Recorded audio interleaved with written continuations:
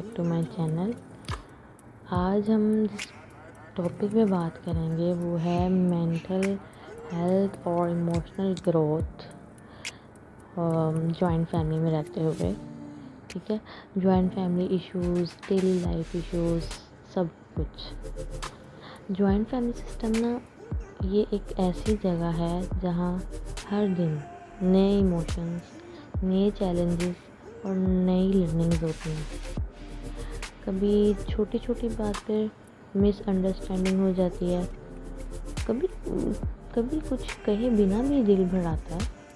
But remember, हमने ये याद रखना है कि इमोशनल ग्रोथ जो है ना, स्टार्ट्स फ्रॉम एक्सेप्टेंस। ठीक है, ज़िंदगी में कई चीज़ें पुरसुकून हो जाती हैं, अंदर का शोर ख़त्म हो जाता है। ठीक है, सिर्फ एक्सेप्टेंस से। अच्छा, सबसे पहला स्टेप है कि हमने इस बात को समझ लेना है कि सब लोग एक जैसे नहीं होते। जॉइंट फैमिली है, हर किसी का बैकग्राउंड, सोच, जज्बात मुख्तलिफ होते हैं। जब हम ये बात दिल से एक्सेप्ट कर लेते हैं ना, देन तब काम हो जाता है, तब स्ट्रेस कम हो जाता है।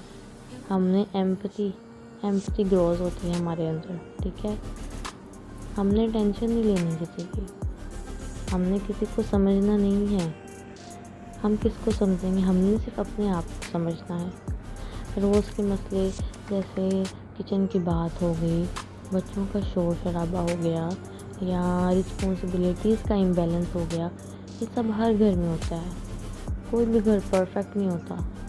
अगर आप जॉइंट फैमिली से बाहर भी देख लें, वहाँ भी स्ट्रेस है, वहाँ भी सब कुछ है, वहाँ भी रिस्पॉन्सिबिलिटीज़ हैं, वहाँ भी इम्बैलेंस है। ठीक है, लेकिन इमोशनल मैच्योरिटी ये है कि हम हर इशू को पर्सनल लेना बंद कर दें। इमोशनल ग्रोथ ये नहीं कि आप हर वक्त चुप रहें, बिल्कुल साइलेंट, बस सिंपल फेस बना के, ऐसे नहीं। बल्कि ये है कि आप समझदारी से अपनी बात कह पाएँ।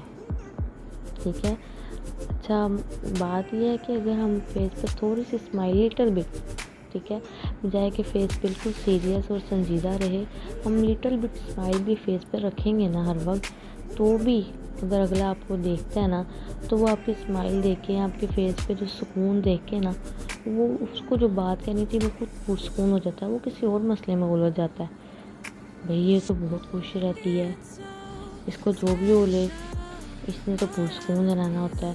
हमने बस इस बात को समझना है कि चुप नहीं रहना। इमोशनल ग्रोथ ये नहीं है कि चुप रहना, हमने अपनी बात को समझदारी से कहना है। Speak up but with respect.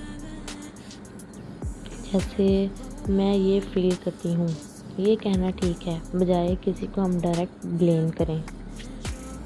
ठीक है, अपने लिए वक्त निकालना भी ज़रूरी है। जब हम इमोशनली रिचार्ज होते हैं तो हम दूसरों को बेहतर समझ पाते हैं। अब हर किसी की इमोशनल स्ट्रेंथ अपनी अपनी है। कोई लेवल 8 पे है, कोई लेवल 3 पे है, कोई लेवल 7 पे है। ठीक है, हम खुद चार्ज होंगे ना, तो कोई हमें इमोशनली हर्ट नहीं कर पाएगा। एक सिंपल वॉक होगी, अपना कोई भी शौक हो गया, या सिर्फ कुछ देर का silence, it helps. Okay, joint family ना हर दिन एक लर्निंग अपॉर्चुनिटी है।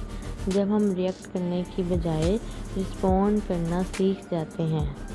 हमने रिस्पॉन्ड करना, रिएक्ट नहीं करना। कोई बात हो गया, कोई मसला हो गया, कोई परेशानी है, कोई बात आपको एक्सेप्ट नहीं हुई, आपको समझ नहीं आई, ठीक है, आपने फ़ौरन रिएक्ट नहीं करना। आपने stop, pause, breathe and then you respond. अगर आप उस सिचुएशन पे उसी वक्त रिएक्ट कर देंगे तो जाहिर सी बात है, ये आपकी वो स्ट्रेंथ नहीं है। ये क्या कहते हैं, सिचुएशन को समझा नहीं आपने। बात आपने कोई और करनी थी, बात आपने किसी और लेवल पे कर दी, तो फिर इस तरह बात ख़राब हो जाती है, बिगड़ जाती है। हमने ना पॉज लेके फिर रिस्पॉन्ड करना है। ज़रूरी नहीं है कि आपको उसी वक्त ही रिस्पॉन्ड करना है। जब आप शाम को मिले मौका, अगले दिन मौका मिले, अगले को वो बात याद होगी कि मैंने इसको ये बात बोली थी, इसने रिएक्ट नहीं किया, वो आप देखें वो खुद सारी रात सोचता रहेगा इसने रिएक्ट क्यों नहीं किया, लेकिन नेक्स्ट डे आपको रिस्पॉन्ड करना है उसको। जब ये चीज़ें हो जाएंगी ना, तब हम अंदर से स्ट्रॉन्ग बनते हैं। This is called real emotional growth. एक और बात, हर किसी के साथ डीप बॉन्ड डेवलप नहीं होता और ये बिल्कुल ठीक है। सबके साथ सिर्फ म्यूचुअल रिस्पेक्ट हो तो भी काफ़ी है। जॉइंट फैमिली सिस्टम है ना, जॉइंट फैमिली की लाइफ मुश्किल ज़रूर होती है, लेकिन आपको अपनी स्ट्रेंथ उसी में मिलती है। अपने जज्बात को समझना, कंट्रोल करना और वाइडली एक्सप्रेस करना, ये हर रोज़ की प्रैक्टिस से ही आता है। सो नेक्स्ट टाइम कोई छोटी सी बात हो, stop, breathe and think, how can I grow from this. ठीक है, क्योंकि हर रोज़ का प्रेशर आपको तोड़ भी सकता है और बना भी सकता है। Choice is yours. मिलते हैं नेक्स्ट वीडियो में, तब तक के लिए stay positive, stay strong, stay inspired.